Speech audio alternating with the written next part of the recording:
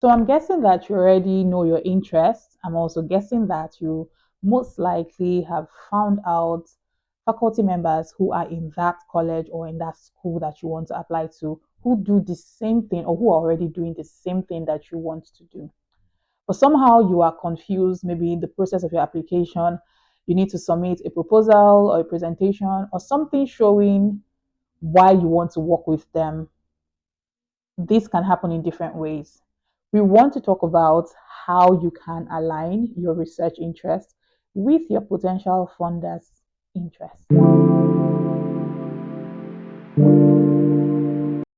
The first thing that you need to do is you need to identify your potential funders. Who are they? What do they do? What do they stand for? What are their criteria? What are their procedures? What are the processes that they take?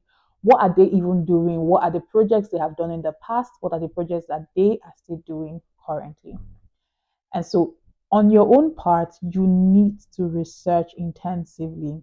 You need to read through if there is a website, if there is a portfolio, something online that can tell you who they are, what they do. It is very important that you read it. And now, you are not just reading to know them, you are reading to understand where they are coming from. It's like a mindset shift. It's like you are reading to position yourself where they already are. Because I want you to understand that your potential funder, even if it is a research lab or an organization that you want to work with, they are also human beings. And these people stand for something. Is that something that you need to identify? The second thing you need to do is to understand your funder's priorities. When we talk about priorities, we're talking about the thing that most likely gladdens their heart at that point in time. Where are they at? It's like finding out their progress. Where have they moved from? What moved them? And where are they currently? If it is let's say, a professor that you want to work with, how did the professor start? This might lead you into finding out their past publications, their past presentations, their past projects. Find out the shifts. What caused that shift? What made that shift possible? What was the change in perspective for them to come to where they are at now? You need to understand what their priorities are.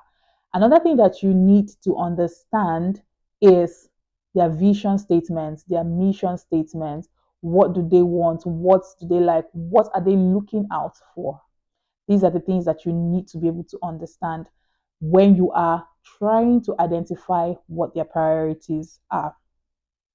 Different ways that you can do it depending on the kind of funding you are looking out for. If you're looking out for assistantship with a faculty, it means that you have to identify the faculty. You have to also say why you want to work with that faculty. And that means that, like we said, you check out other videos, but we said that what you need to do is to find out previous publications or past publications that they have done and look into it. What was the project about? What was the publication about? Who were their population? What was the central theme? What was the central idea in that publication? These are the things that you need to find out in order to understand where their priorities are. Sometimes you can also read the recommendations of these publications just to understand what they are looking out for next. The third thing is you need to communicate what you are proposing. You've understood who they are, you've understood what they stand for, their criteria, what they are looking out for. Because if they are going to give you their money, or if they are going to fund you, if it's an external fellowship, it's an internal fellowship, if it is with the college that you are going to, now you need to communicate to them why they should fund you. This is where the alignment comes in. Why should I fund you? Why should I give you my money? Why do you even want to come here in the first place? What is it that you are proposing? Now, at this point, this will sound like your elevator pitch. This is the place where, depending on the university and depending on the requirements, you may likely have to submit a research proposal or they would say, give us a writing sample, or they would say, in your statement of purpose, mention, the faculty you want to work with, mention if you have any funding, mention stuff like that. Or they could ask you to submit a portfolio. Yes, depending on the course you are going for, they can ask you to submit a portfolio that would show your past works. At this point, one thing you need to do is to communicate value. You do not want to come to them as someone who does not know what they are doing. So now you've understood who these people are, you've understood what they are looking out for, you've understood their mission. You need to take all those things into consideration when you are crafting your own sentence or your own purpose. When you are crafting it, you need to use their language. You need to come from the point of view where they are coming from. You need to think like them. Imagine that your potential funder works on AI governance and you come and you say you want to do something that is against that purpose. That cannot work.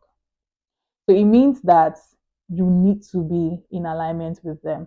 For example, I work in the community informatics area, and basically what we do is we work with local communities, minority communities, rural communities. We are trying to provide to them socio-technical solutions.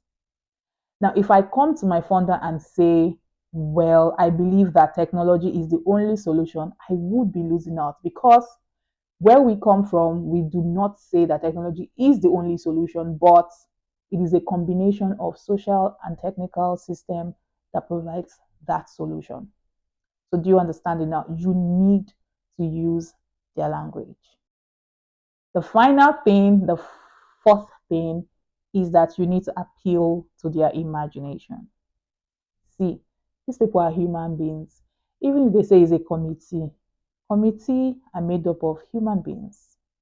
So you need to appeal to them for them to see that this person is really at the center of what we stand for, nothing else. Let them read through your work or let them imagine through your proposal that this is the only person we have to take. If they have to take one person, it has to be you. So you need to bring that forth when you're writing your proposal. I'm just going to briefly say here that you do not need to sound automated. You do not need to sound so sophisticated. Yes, you need to use their language. If they have specific terms that they use for certain things, yes, you need to use that. But you do not also want to come off as you are already an expert in this field. Because the truth is, if you are going for graduate studies, you need to learn more. Even if you think that you already know to an extent, you need to learn more, you need to grow. So while you are saying all of this, while you are trying to communicate your values, the benefits that you are bringing to the table, while you're trying to propose all of these things, the major thing is that you are willing and that you are open to learning, despite the fact that you are at the center of what they stand for. I hope this has been helpful. If you have any question about how to align your research interests with the faculty's interests, you can reach out to me in the comment section and we're going to talk about it. Bye.